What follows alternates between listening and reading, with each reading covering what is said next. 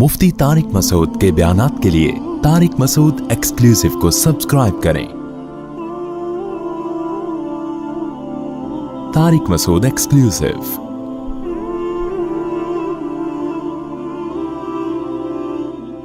वाउफू bill अहद, और मुआहिदों को पूरा किया करो। इन्नल अहद कान मसऊला, अहद के बारे में तुमसे सवाल किया जाएगा। एक सवाल तो दुनिया करती है या वो करता है जिससे तुमने एग्रीमेंट किया, और एक सवाल अल्लाह करेगा क़यामत के दिन कि तुमने एग्रीमेंट क्यों तोड़ा। वाउफुल कैला इदा किल्तुम, और जब तुम कैल करो, नापो किसी चीज़ को तो पूरा पूरा नापा करो, कस्टमर के साथ धोखा मत किया करो। वज़िनु बिल क़िस्तासिल मुस्तक़ीम, और सीधे पैमाने के साथ तोला करो, वज़न किया करो किसी भी चीज़ का। यानी उस ज़माने में कैल और वज़न ही के ज़रिए चीज़ों को नापा जाता था। कैल मैं बार बार बता चुका हूँ, लीटर जैसे एक मखसूस बर्तन है ना, जैसे एक लीटर होता है, तो एक मखसूस बर्तन में जितनी चीज़ आ जाए, उस ज़माने में ये सा और मुद ये पैमाने थे। तो अल्लाह ताला फरमा रहे हैं कि लोगों के साथ, कस्टमर के साथ धोखा मत किया करो। जब भी कोई चीज़ नापो तोलो, पूरी उसके इंसाफ के साथ उसको दिया करो। ज़ालिका खैरुन, ये बेहतर चीज़ है। व अहसनु तअवीला, तावील का लफ्ज़ भी मैं कई बार डिफ़ाइन कर चुका हूँ, एक्सप्लेन कर चुका हूँ। अंजाम के लिहाज से हम तावील कहते हैं ना, कि जो लफ्ज़ है उसका जो माना है, हम गोया आप जब उसमें तावील करते हैं ना, तो मतलब ये होता है कि उसका जो सही माना है उसको आप, उस मफहूम को आप बयान कर रहे हैं, तो उसका अंजाम बता रहे हैं कि इसका असल मतलब क्या है। तो माल भी अंजाम को कहते हो, यहाँ तावील से मुराद अंजाम, कि जब आप मुआशरे में अदल करेंगे और कस्टमर को धोखा नहीं देंगे और लोगों के साथ अदल व इंसाफ करेंगे, तो अल्लाह फरमाते हैं ये बेहतर है। बेहतर है, खैर इसमें तफजील है ना, क्या मतलब उस धोखे से बेहतर है। वक्ती तौर पर तो धोखा देने में तुम्हें प्रॉफिट ज़्यादा नज़र आ रहा है, लेकिन अल्लाह कहते हैं हकीकत में ऐसा नहीं है, ये ज़्यादा बेहतर है। बेहतर क्यों है? अहसनु तअवीला, अंजाम के एतबार से अच्छा है। अंजाम में क्या होगा? लोगों का तुम पर एतमाद बहाल होगा, लोग तुमसे ही कारोबार करेंगे, फिर सोसाइटी में जुल्म ख़त्म होगा, सोसाइटी एक अच्छे नहज पे चलेगी। तो हर लिहाज से इसकी तो जितनी भी तफसील बयान की जाए कम है, कि इंसाफ के सोसाइटी में, मुआशरे में बिल आखिर अच्छे ही असरात ज़ाहिर होते हैं। वला तक़फ़ु मा लैसा लक बिही इल्म, देखें कैसी ज़बरदस्त आयात हैं। अल्लाह अपने भी हुकूक बयान कर रहा है, वालदैन के भी, रिश्तेदारों के भी, गरीबों के भी, मिस्कीनों के भी, और जो सोसाइटी के हुकूक हैं वो भी बयान कर रहा है। इस्लाम एक जामे मज़हब इसी वजह से, तो सोसाइटी में इंसाफ होना चाहिए। तो उसके लिए सोसाइटी को सही नहज पे चलाने के लिए ये भी ज़रूरी है कि प्रोपेगेंडों पे यकीन ना किया जाए, झूठी खबरें ना फैलाई जाएं, वो खबरें जिनकी आपको तहकीक नहीं है उनको फॉलो ना करें। तभी कुरान कहता है वला तक़फ़ु मा लैसा लक बिही इल्म, उस चीज़ को फॉलो मत करो जिसका तुम्हें इल्म नहीं है, यानी जिसके सही होने की तुम्हारे पास दलील नहीं है।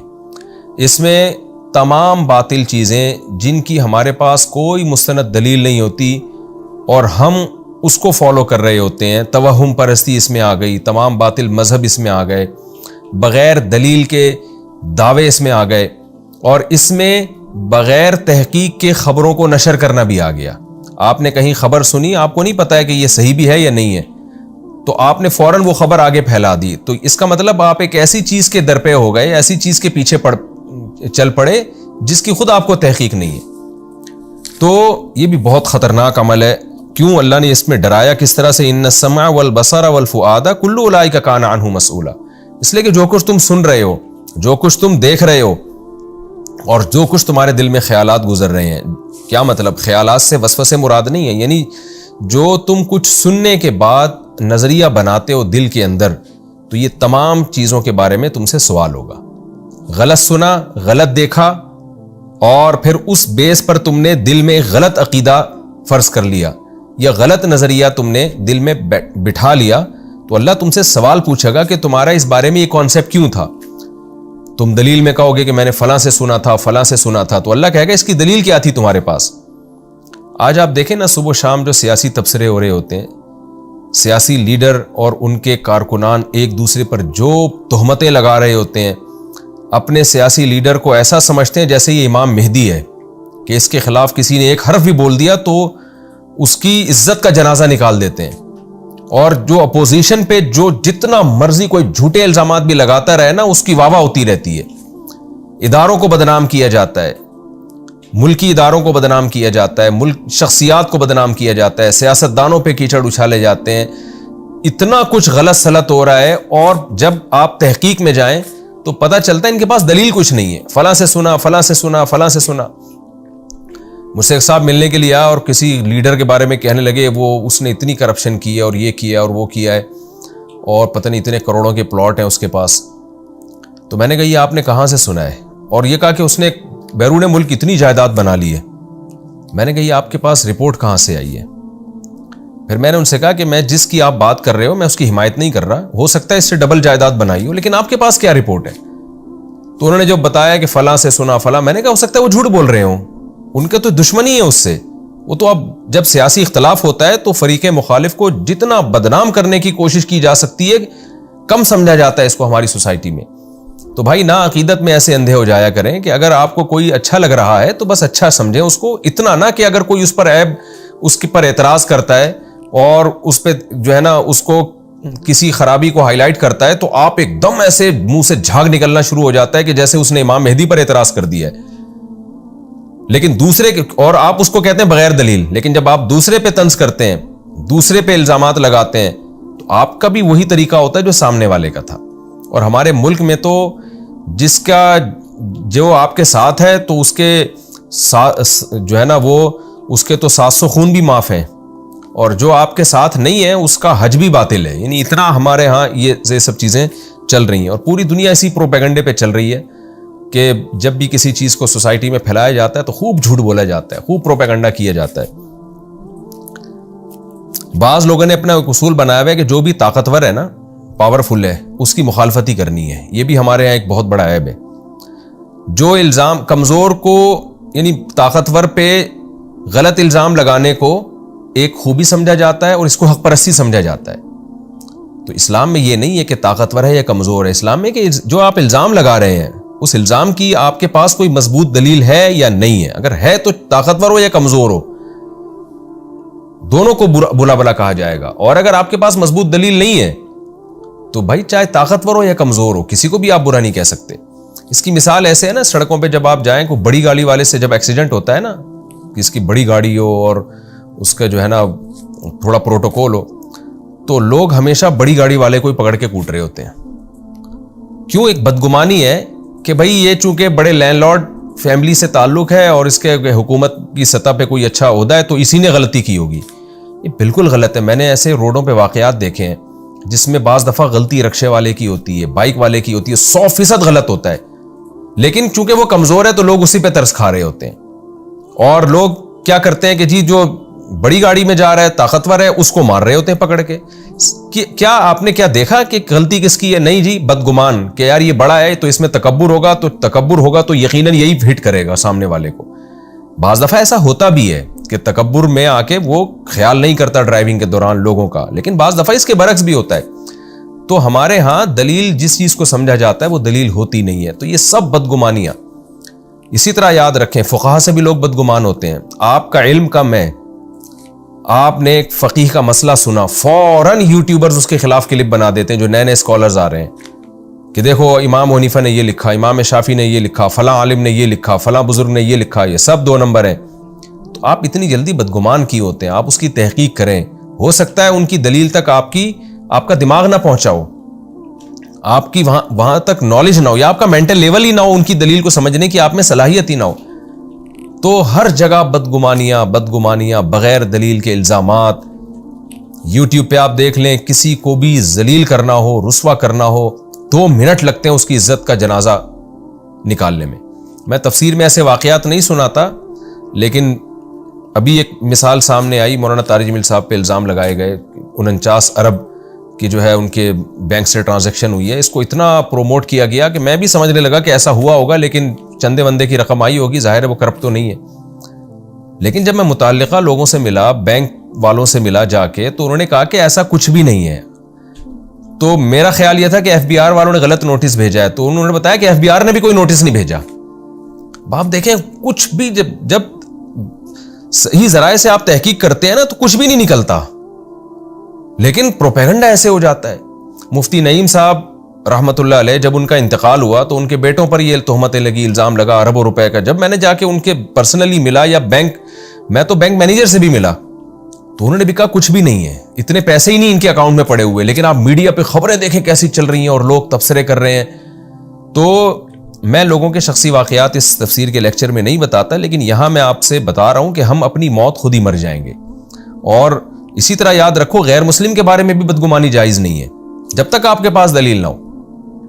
بعض دفعہ ہر چیز امریکہ کے کھاتے میں ڈالی جا رہی ہوتی ہے، بعض دفعہ ہر چیز غیر مسلموں کے کھاتے میں ڈالی جا رہی ہوتی ہے، اصل میں یہ ان کو پروموٹ کر رہے ہیں، اصل میں یہ نہیں چاہتے، بعض دفعہ وہ ان کو اس سے کوئی غرض ہی نہیں ہوتا، ہم ہی نہیں چاہ رہے ہوتے ترقی کرنا۔ تو ان آیات کا خلاصہ یہی ہے کہ لا تقف ما لیس لک بہ علم، جس کی تمہارے پاس مضبوط دلیل نہ ہو اس کے پیچھے مت چلو، اس کو فالو مت کرو۔ کیوں؟ ان السمع والبصر والفؤاد، تم سے تمہارے اعضاء کے بارے میں سوال کیا جائے گا، بغیر تحقیق کے بات کان لگا کے تم نے سنی کیوں؟ جب تمہیں پتہ ہی اس بات کا اہل ہی نہیں ہے تو سنتے کیوں ہو؟ اور ایسی چیز دیکھتے کیوں ہو جس کے بارے میں تمہیں خود یقین نہیں ہے کہ یہ جو میں دیکھ رہا ہوں یہ حقیقت میں ایسے ہے یا نہیں ہے، اور اس سن اور دیکھنے کے بعد پھر تم دل میں غلط عقیدے کیوں بناتے ہو، غلط کانسیپٹ کیوں بنا دیتے ہو؟ تو جب تک ہمارے پاس کسی بات کی کوئی دلیل نہ ہو تو ہم اس وقت تک اس کو فالو نہیں کر سکتے۔ اچھا، اس آیت کا بعض لوگوں نے غلط مفہوم بھی بیان کیا۔ ہر آدمی، میں نے بتایا نا، فرقہ پرست لوگ قرآن کی آیتوں کو غلط جگہ پھیرتے ہیں۔ بعض لوگوں نے کہا کہ دیکھو جو لوگ مجتہدین کو فالو کرتے ہیں ان کے پاس بھی تو مسئلے کی دلیل نہیں ہوتی، صرف اس بیس پہ فالو کر رہے ہوتے ہیں کہ فلاں عالم کا قول ہے۔ تو خوب سمجھ لیں، فاسألوا اہل الذکر ان کنتم لا تعلمون، قرآن کا حکم ہے اگر تمہارے پاس علم نہیں ہے تو پھر تم علماء سے پوچھو، کیونکہ ہر چیز کا ہر ایک کے پاس علم نہیں ہوتا۔ تو ایسی صورت میں دلیل عالم، ایک عامی آدمی کے لیے عالم کا قول ہی دلیل ہوگا۔ جیسے آپ نے میڈیکل سائنس کا علم حاصل نہیں کیا تو ڈاکٹر سے آپ پوچھیں گے، تو یہ چیز اندھی تقلید نہیں کہلائے گی، یہ تو قرآن کا حکم ہے کہ جس چیز کا علم نہیں ہے تو اہل علم سے پوچھو۔ میڈیکل سائنس کا علم نہیں ہے تو ڈاکٹر جو کہے گا اس کو ماننا پڑے گا۔ تو یہ اس میں داخل نہیں ہے کہ لا تقف ما لیس لک بہ علم، بلکہ یہ اس میں داخل ہے کہ تمہارے پاس علم ہے۔ علم کیا ہے کہ عقل بھی یہ کہتی ہے، علم بھی یہ کہتا ہے کہ جو جس فیلڈ کا ماہر ہوتا ہے اس کو فالو کیا جاتا ہے۔ تو اس میں فقہا کو فالو کرنا یہ اس آیت کے تحت داخل ہے، یہ بغیر دلیل کے کسی کو فالو کرنا نہیں ہے، بلکہ جس کے عالم اور مجتہد ہونے پر دلیل قائم ہو چکی ہے، اور وہ دلیل ہے اجماع امت۔ جیسے امام بخاری نے کہہ دیا کہ یہ تمام احادیث میں صحیح لے کر آیا ہوں تو امت نے مان لیا۔ کیوں؟ ہمارے پاس امام بخاری کے برحق ہونے کی دلیل ہے۔ وہ دلیل کیا ہے کہ اجماع ہے کہ پوری امت نے ان کو مانا ہے، ان کے محدث ہونے کو تسلیم کیا، علم حدیث میں ان کے کمال کو تسلیم کیا۔ تو ایسے ہی مجتہدین کے اجتہادی صلاحیتیں اور ان کے ایک کامل علم کو پوری امت نے مانا ہے۔ تو اب اگر کوئی ان کو فالو کرتا ہے تو دلیل ہی کو فالو کرنا کہلائے گا۔ مصنف ابن ابی شیبہ اور مصنف عبدالرزاق اور دیگر حدیث کی کتابوں میں صحابہ کرام، تابعین کے بہت کثرت سے ایسے فتوے موجود ہیں جن میں ان سے فتویٰ لیا گیا، انہوں نے دلیل نہیں دی بلکہ بس فتویٰ دے دیا کہ یہ جائز ہے، یہ ناجائز ہے۔ تو ظاہر ہے اس کو ہم اندھی تقلید نہیں کہہ سکتے۔ وجہ اس کی ہے کہ صحابی رسول کی بات پر عمل کر رہے ہیں نا ایک شخص، اور صحابی بھی وہ جو نبی کے پاس انہوں نے اتنا ٹائم گزارا ہو۔ تو ایسے بہت سارے فتوے ہمیں ملتے ہیں حدیث کی کتابوں میں کہ ایک تابعی آئے اور صحابی رسول سے مسئلہ معلوم کیا، انہوں نے جواب دے دیا۔ تو اب اس کو ہم یہ نہیں کہیں گے وہ بغیر دلیل کے کسی بات کو مان رہے ہیں۔ بھائی بغیر دلیل کے نہیں مان رہے، ایک ایسے شخص کی بات کو مان رہے ہیں جس کا برحق ہونا دلیل سے ثابت ہے۔ تو ایسے کی بات کو ماننا دلیل ہی کو فالو کرنا کہلاتا ہے۔ جیسے کہ حدیث میں آتا ہے انما شفاء العی السؤال، عاجز کی جو شفا ہے نا وہ سوال میں ہے۔ جو علم سے، جس کے بعد خود علم نہیں ہے تو وہ سوال کرے گا تو جو اسے جواب ملے وہی اس کو اسی میں شفا ملے گی۔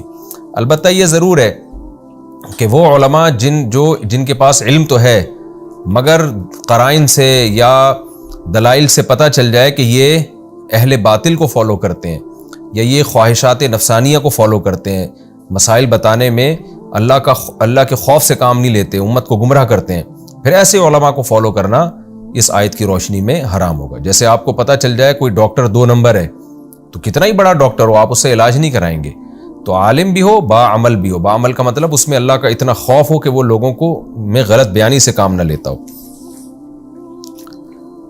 آگے اللہ تعالیٰ کا ارشاد ہے وَلَا تَمْشِ فِي الْأَرْضِ مَرَحًا، اور زمین میں اترا کے مت چلو، تکبر کے ساتھ مت چلو۔ إِنَّكَ لَن تَخْرِقَ الْأَرْضَ، تم تو یعنی انکا کا مطلب مخاطب، جس ہر وہ شخص جو قرآن کی تلاوت کر رہا ہے یا قرآن کا درس سن رہا ہے، اللہ اس کو خطاب کر رہے ہیں کہ تو زمین کو پھاڑ نہیں سکتا، یعنی اپنی پاؤں کی طاقت سے۔ جب انسان تکبر سے چلتا ہے نا تو دو چیزیں ہوتی ہیں، ایک چال بہت زور سے زمین پہ رکھتا ہے اور ایک سینہ بہت اوپر کی طرف اکڑ آتا ہے۔ تو اللہ کہہ رہے ہیں بھائی تو کتنا اونچا ہو جائے گا، تو پہاڑوں کی بلندی کو تو نہیں کراس کر سکتا نا، اتنا اونچا تو ہو نہیں سکتا تو، اور نہ تیرے پاؤں میں اتنا دم ہے کہ تو زمین کے سینے کو پھاڑ دے۔ یہ ایک جیسے ہم کسی کو سمجھا رہے ہوتے ہیں نا کہ تو جو ہے تیری حیثیت کیا ہے، تیری اوقات کیا ہے۔ صبح و شام ہم محاوروں میں اس طرح کے جملے استعمال کرتے ہیں نا کہ تو کیا کر سکتا ہے، جیسے قرآن مشرکین کے بارے میں کہتا ہے کہ تم جن بتوں کو پوجتے ہو ایک مکھی تک تو بنا نہیں سکتے وہ۔ تو یعنی اللہ فرماتے ہیں تمہارے پاؤں میں اتنا زور نہیں ہے کہ ایک نرم زمین کو تم پھاڑ ڈالو، اور نہ تم اتنے اونچے ہو سکتے ہو کہ پہاڑوں کی بلندیوں کو کراس کر جاؤ۔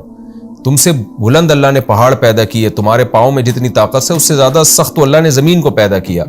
تو یہ ایک سمجھانے کے لیے کہ انسان پہ تکبر زیب نہیں کرتا، اگر آپ پاورفل ہیں تو آپ سے بھی زیادہ طاقتور چیزیں اس دنیا میں موجود ہیں۔ کل ذالک کان سیئہ، اب جو پچھلے رکوع سے اللہ نے مضمون شروع کیا تھا نا کہ اللہ نے کہا ہے کہ تم اللہ کے سوا کسی کی عبادت نہ کرو، والدین کی اطاعت کرو، یعنی وہ تمام کوششیں جو آخرت کے طلبگار کرتے ہیں ان تمام کوششوں کا اللہ نے تفصیل سے بیان کیا، اور پھر آخر میں اللہ خلاصہ بیان کر رہے ہیں کل ذالک، یہ جتنے آرڈر میں نے تمہیں دیے ہیں، کان سیئہ، ان میں جو بھی تم برا کرو گے، ان کا جو بھی برا ہے، ان کا برا کیا ہے؟ جو آرڈر دیا کرنے کا اس کو نہ کرنا برا، اور جس سے روکا اس کا کرنا برا۔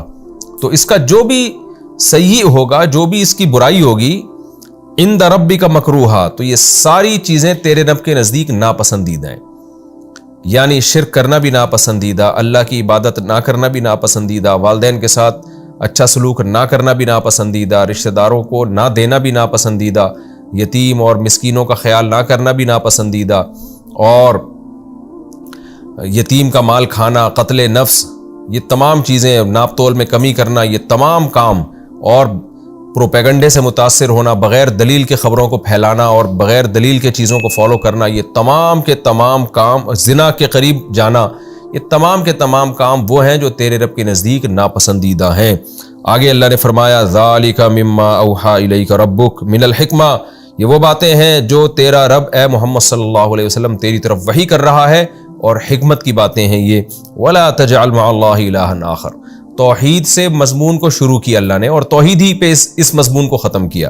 ولا تجعل مع اللہ الہا آخر، اور اے مخاطب اللہ کے ساتھ کسی کو معبود نہ بنانا، یعنی اللہ نے بتا دیا ان تمام موضوعات میں، ان تمام احکام میں میری نظر میں سب سے امپورٹنٹ عقیدہ توحید ہے۔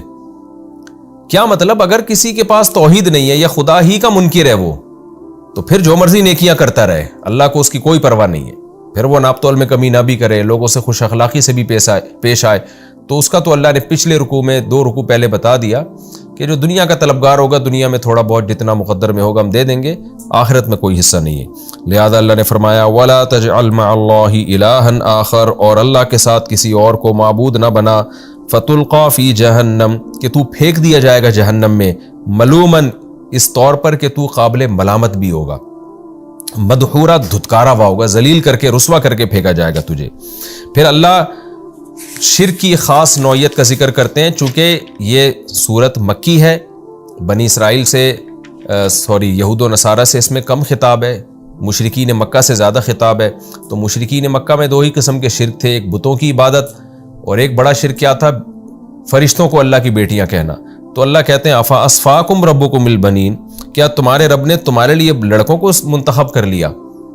یعنی تم اپنے لیے چاہتے ہو کہ لڑکے ہوں، اور یہ انتخاب بھی تو اللہ کی طرف سے ہے نا، کہ لڑکوں میں اللہ نے زیادہ صلاحیت رکھی ہے، تو ماں باپ چاہتے ہیں لڑکا پیدا ہو ہمارے یہاں، تو اللہ تمہارے لیے لڑکوں کو سلیکٹ کرے، اور جب اپنی باری آئے تو اپنے لیے فرشتوں میں سے بیٹیاں ٹھہرا لے، ان کو بیٹیاں بنا لے اپنی، تو تمہیں کیا ہو گیا؟ انکم لتقولون قولا عظیما، تم ایسی بات کہتے ہو جو بہت بڑی بات ہے، یعنی بہت بھاری بات ہے، یہ گناہ کے اعتبار سے اور غلط ہونے کے اعتبار سے۔ تو اللہ کے لیے تو بیٹے کی نسبت بھی حرام ہے، جیسے کہ عیسائی کہتے ہیں حضرت عیسیٰ ابن مریم کو معاذ اللہ کہ اللہ کا بیٹا ہے۔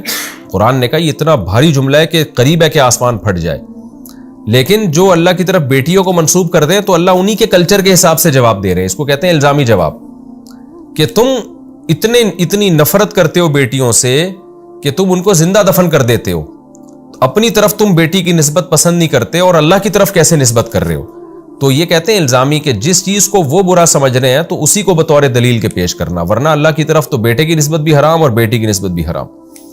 یہ بھی رکوع ہمارا الحمدللہ کمپلیٹ ہو گیا. اب ہم اگلے رکوع کی طرف چلیں گے، اور اس رکوع میں بھی اللہ نے بہت سارے مضامین، بہت سارے احکامات بیان کیے. اگر یہ احکام ہماری زندگی کا حصہ بن جائیں تو کیسا دنیا میں انقلاب آ جائے، کیسا دنیا میں امن و امان ہو جائے. سارے غیر مسلم اگر مسلم ہو جائیں اور ان احکام کو فالو کرنا شروع کر دیں. مسلم ہوئے بغیر پورے طور پر ان احکام کو فالو کرنا ممکن نہیں ہے. ان احکام میں اللہ نے حکم دیا نا کہ معاہدے کو پورا کرو. آپ دنیا کی قوموں پہ نظر کریں، دنیا میں معاہدے اسی وقت پورے کیے جاتے ہیں جب معاہدہ پورا کرنے میں قوموں کے فائدے ہوتے ہیں.